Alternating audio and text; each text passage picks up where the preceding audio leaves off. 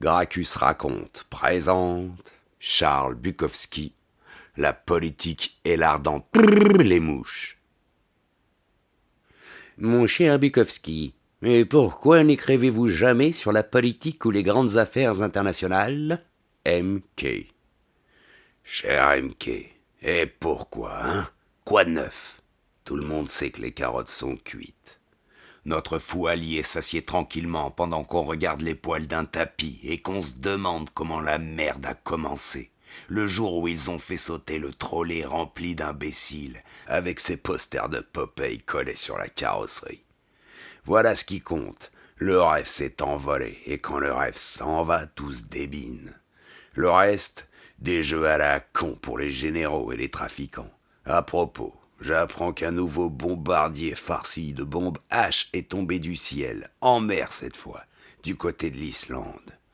Les troufions ne font pas gaffe à leurs oiseaux de papier prévus pour me protéger. Le département d'État dit que les bombes sont désarmées. Ça veut dire quoi? Je lis qu'une des bombes perdues s'est ouverte et qu'elle a répandu sa merde radioactive dans tous les coins, alors qu'elle est prévue pour me protéger, alors que je n'ai pas demandé qu'on me protège. La différence entre une démocratie et une dictature, c'est qu'en démocratie, tu votes avant d'obéir aux ordres. Dans une dictature, tu ne perds pas ton temps à voter. Revenons à la pluie de bombes H. La même chose est arrivée au large de l'Espagne. Nous sommes partout pour me protéger. Encore perdues les jolies petites bombes. Si ma mémoire est bonne, il leur a fallu 3 mois pour repêcher la dernière. Pour nous, ça a duré 3 semaines, mais pas loin de 3 ans pour les habitants du petit port. La dernière bombe, la petite salope, s'est planquée bien profond sur la crête d'une dune sous-marine. Chaque fois qu'ils essayaient de la ferrer, tout doucement, elle se laissait rouler sur le flanc de la dune. Au même moment, dans le petit port, les braves gens s'agitaient dans leur lit en se demandant s'ils allaient cramer avec les compliments de la bannière étoilée.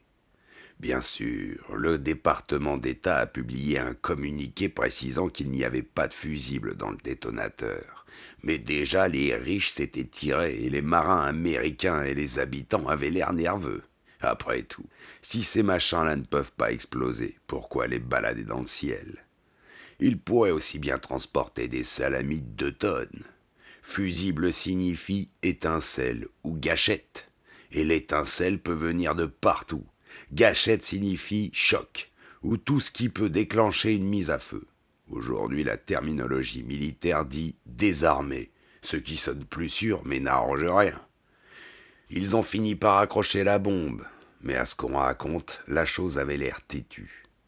Puis, après quelques tempêtes sous-marines, notre charmante petite a roulé de plus en plus bas sur le flanc de la colline. La mer est très profonde, beaucoup plus profonde qu'une tête de politicien. On a fini par mettre au point un équipement spécial pour agripper le cul de la bombe et on l'a tiré de l'eau. Palomares.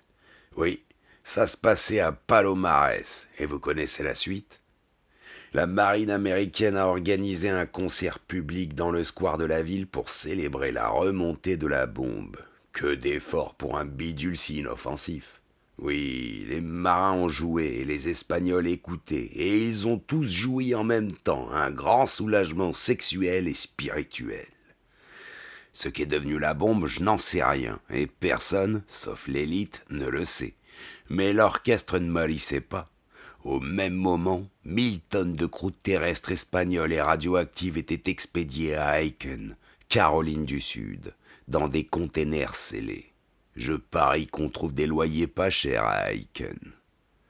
Et aujourd'hui, nos bombes font la planche et le plongeon, gelés et désarmés du côté de l'Islande. Alors que faire quand vous avez branché les gens sur ce genre de conneries? Facile, vous les branchez sur autre chose. Les gens ne pensent qu'à une chose à la fois. Par exemple, les titres du 23 janvier 1968. Un B-52 rempli de bombes H s'écrase au large du Groenland. Les Danois sont furieux. Les Danois sont furieux. Putain de ma mère. De toute façon, sans prévenir, le 24 janvier, les Nord-Coréens arraisonnent un navire US. Les gars, le patriotisme est de retour. Pourquoi, bande de débiles?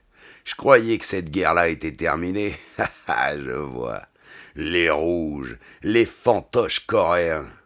Sous la photo d'Associated Press, on peut lire un truc du genre: le navire espion US Pueblo, autrefois cargo militaire, transformé depuis en navire espion camouflé, équipé d'une antenne télescopique et d'appareils océanographiques, a été emmené au port de Wonsan sur la côte nord-coréenne. Putain de rouge, toujours à faire chier. Je remarque que les bombes H en perdition ont reculé en page 3. Des radiations détectées sur le lieu de l'accident. On craint la fragmentation d'une bombe. On nous dit que le président a été réveillé entre 2h et 2h30 du matin et qu'on l'a averti de l'arraisonnement du Pueblo. Je suppose que le président est retourné dormir. Les Américains disent que le Pueblo croisait dans les eaux internationales.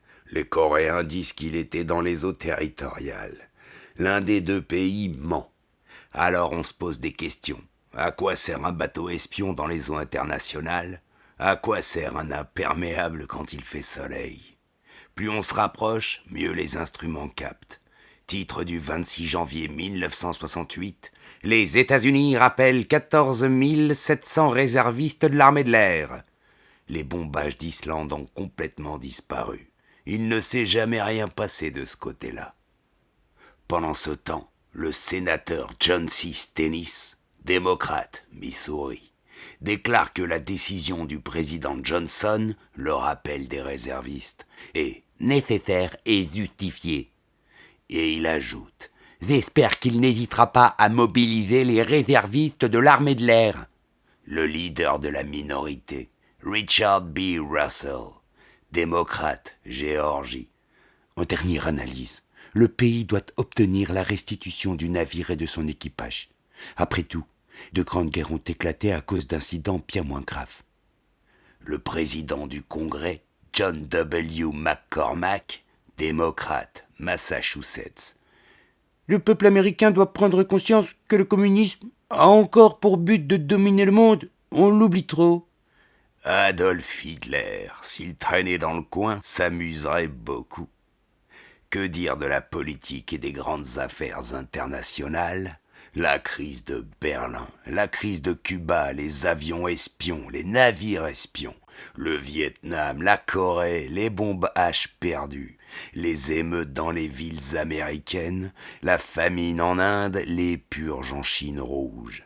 Y a-t-il des bons et des mauvais, des qui mentent et des qui ne mentent pas, des bons et des mauvais gouvernements? Non, il n'y a rien que des mauvais et des très mauvais gouvernements. Et le grand éclair bleu de chaleur qui nous déchirera une nuit où nous serons en train de baiser, de chier, de lire des BD ou de coller des images dans un album de chocolat?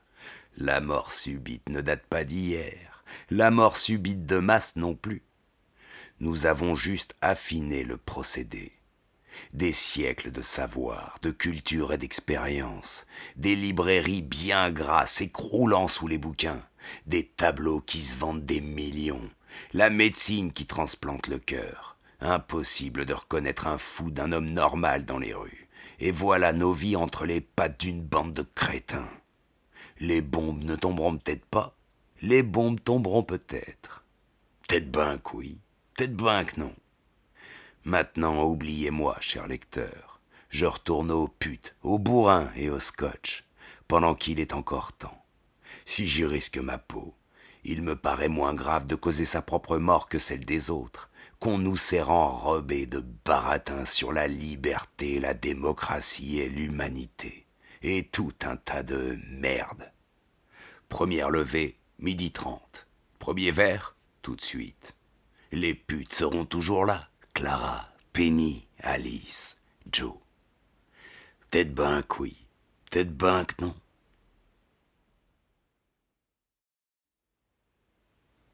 C'était Gracchus raconte, lisant du Bukowski.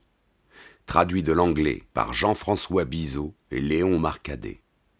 Si ça t'a plu, abonne-toi, pose un pouce ou laisse un commentaire, ça sera fort apprécié.